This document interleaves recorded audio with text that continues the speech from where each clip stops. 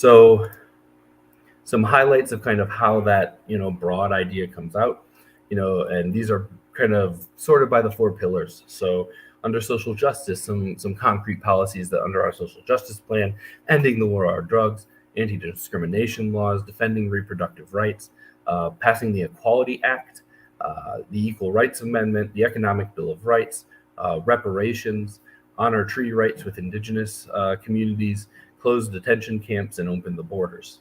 So all of those kind of fall under our social justice. Under ecology, we had, like I said, the Socialist Green New Deal, which would bring about 100% clean energy by 2030. We would ban fracking, divest from fossil fuels, get green manufacturing in place, zero waste recycling, regenerative agriculture, revitalize the Civilian Conservation Corps, right? Because we're going to need to be planting trees. We're going to need to be changing, revitalizing an environment that we've destroyed. And things like the CCC, revitalizing the CCC helps us provide jobs, right? Federal jobs, just like they did during the Great Depression and the New Deal era, as well as greening public transportation. And Howie's budget had an Office of Climate Mobilization, because one of the first things that Howie said if he was elected president, what he was going to do was declare a climate emergency. And then he would create that office to, oversee the transition in a very quick amount of time, right? It'd be nice if we could say that we could slow roll this, but we spent decades doing nothing, in fact, making the climate situation worse. So we're kind of at a point where we can't slowly transition anymore, right? The no turning back is less than 8 years away, so we really need to get moving. Under democracy, right?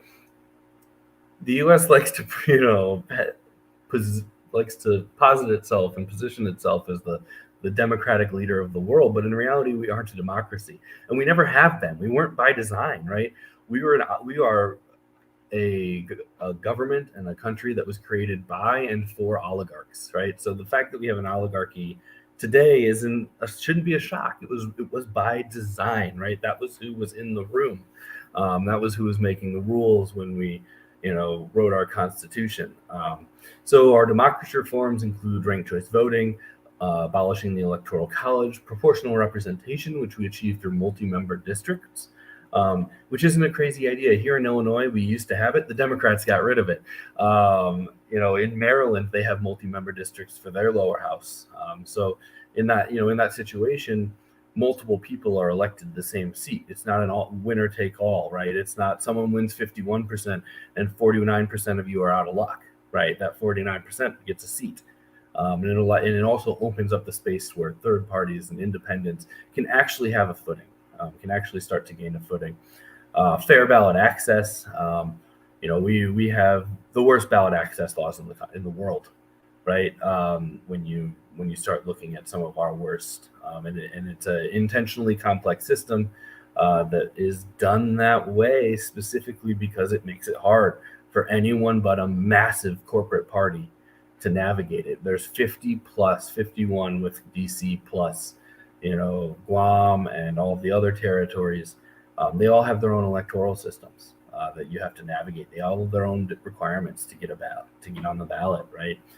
Where Garrett lives in Pennsylvania, it takes 5,000 to get a governor or a president on the ballot. Where I live in Illinois, it takes 25,000. Where Howie lives in New York, it takes 45,000, right? And Howie's number in New York is in 42 days. And that was a law that was passed during COVID, right? They hid it in the COVID bill to make it harder for Greens to challenge them and harder for Libertarians to challenge them. In Illinois, it's 90 days. In Pennsylvania, you guys are lucky and you get a lot longer, right? Auditable paper balloting, full public campaign financing, ending corporate personhood, DC statehood, and sovereignty for the territories. They get Puerto Rico, Guam. They get to decide: do they want to be a state? Do they want to be an independent nation? Do they want to maintain their current, territory status? Which I don't think many would choose if they, understood the people of Puerto Rico don't get to vote for president. They have a vote, but it doesn't count. They don't get a vote in Congress, right? They get to send someone, but they don't get to vote.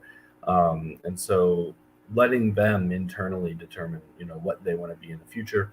And then peace, 75% military budget cut, closing overseas bases, just transition for the soldiers, new nuclear treaties paired with nuclear disarmament, a no first use policy for our nukes, end all of our coups and meddling that we do around the world, lift sanctions, support BDS, and then a global Green New Deal, right?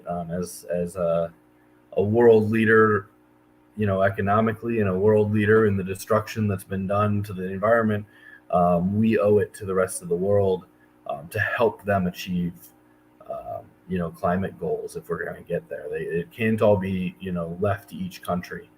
So we have a responsibility more than most, in my opinion, to, actually get into that stuff, and to provide help and aid and become, how I used to say, become a humanitarian,